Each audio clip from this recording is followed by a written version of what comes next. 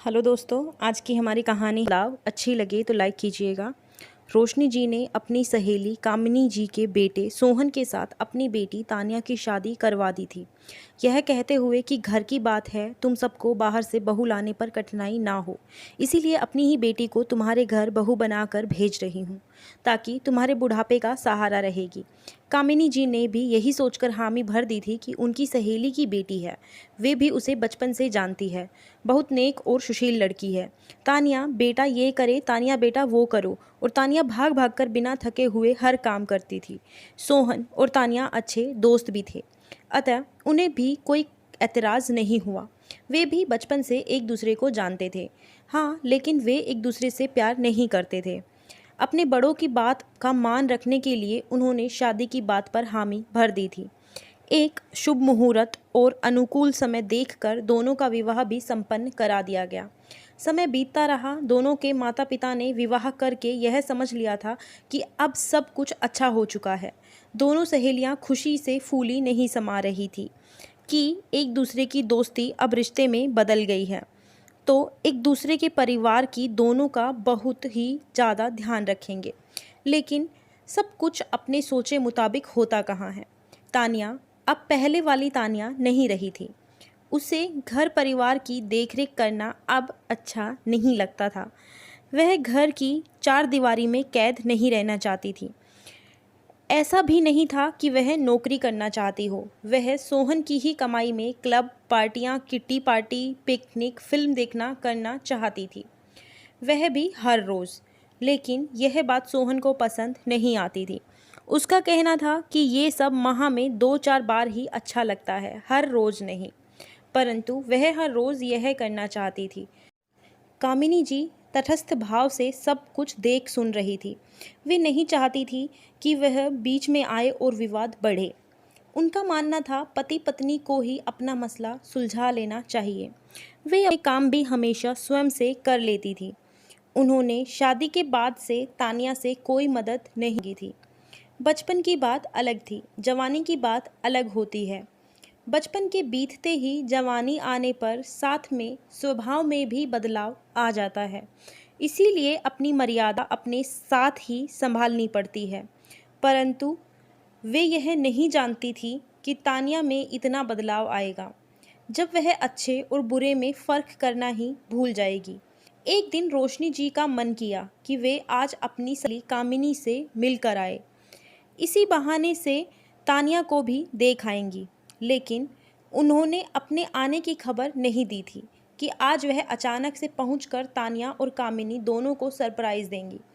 लेकिन जैसे ही वह कामिनी के घर पहुंची, वह तो खुद ही सरप्राइज़ होकर रह गई थी। उनकी बेटी तानिया चीख चीख कर सोहन से कह रही थी, मैं कोई तुम्हारी या तुम्हारे माता पिता की नौकरानी नहीं हूँ। उनके लिए मैं अपने शौक़ नहीं छोड़ सकती। वो तो ज़िंदगी भर मेरी छाती में मूंग दलते रहेंगे।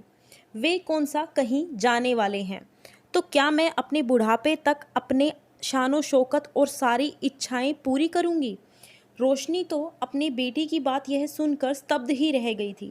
उसके कानों को विश्वास ही नहीं हो रहा था कि यह वही तानिया है जो कभी भाग भाग कर कामिनी आंटी किया करती थी और उन्हें इतना प्यार किया करती थी और उसकी हर मदद करने को हमेशा तत्पर रहती थी।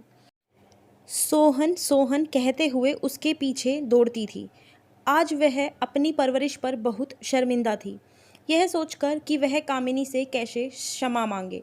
काश उसे यह सब पता होता तो वह ये विवाह ही ना करवाती। वह हॉल में खड़े होकर यही सब सोच रही थी। तभी कामिनी ने कंधे पर हाथ रखते हुए कहा, अरे रोशनी, यूँ अचानक? ना कोई फ़ोन कॉल, ना संदेश, सब कुछ ठीक तो है ना। हाँ कामिनी, मेरे यहाँ तो सब कुछ ठीक है, पर तेरे यहाँ कुछ भी ठीक नहीं लग रहा है। यहाँ क्या गड़बड़ है? यहाँ भी तो सब कुछ ठीक है। तभी कामिनी ने कंधे पर हाथ रखते हुए कहा, तानिया ने तुझसे कुछ कहा क्या? मैं सब कुछ देख सुन चुकी हूँ कामिनी, कुछ भी बहलाने की ज़रूरत नहीं है। कामिनी मन ही मन सोचने लगी, ये तानिया ने क्या शिकायत की होगी। हम सब ने तो उसे कुछ कहा ही नहीं है। जो कुछ भी कहा है उसने ही कहा है, जो कुछ भी किया है उसने ही किया है। तभी उसकी सोच पर विराम लगाते हुए रोशनी ने आगे कहा, वो भला मुझसे क्या कहेगी? उसका मुंह बचा है कुछ कहने लायक? उसने आज मेरी परवरिश को लजाया है। मैं क्षमा चाहती हूँ कामिनी, मेरी हिम्मत तुम्हारा सामना करने की नहीं बची है। आज से मेरा रिश्ता मेरी बेटी के साथ खत्म है। तुम, सोहन और जीजा जी का जब भी मन करे मेरे पास मिलने आ जाना। मैं अब से इस घर का दोबारा कभी नहीं रुक करूँगी। तानिया यह सब सुन देखकर अवाक रह गई थी। इसका भी खुन्नस उसने कामिनी पर ही निकाला, ये कहते हुए कि पड़ गई आपके कलेजे को ठंडक, चुपके से मेरी मॉम को यहाँ फ़ोन करके बुलाया है ना, ताकि हमारी माँ बेटी के रिश्ते में खटास आ जाए। अब रोशनी से रहा नहीं गया तो उसने आगे बढ़कर तानिया के गाल पर 2-3 ताबड़तोड़ थप्पड़ जड़ दिए और कहा, पछताएगी एक दिन, इतना प्यारा घर परिवार तुझसे संभाला नहीं जा रहा है, फिर तो ज़रूर बहुत बदनसीब है तू। इतना कहकर रोशनी उल्टे पांव अपने घर वापस चली गई। कुछ ही दिनों में तानिया की हरकतों से सोहन उससे दूरी बनाकर रखने लगा। इस तरह तानिया डिप्रेशन का शिकार होने लगी। धीरे धीरे वह बहुत बीमार हो गई।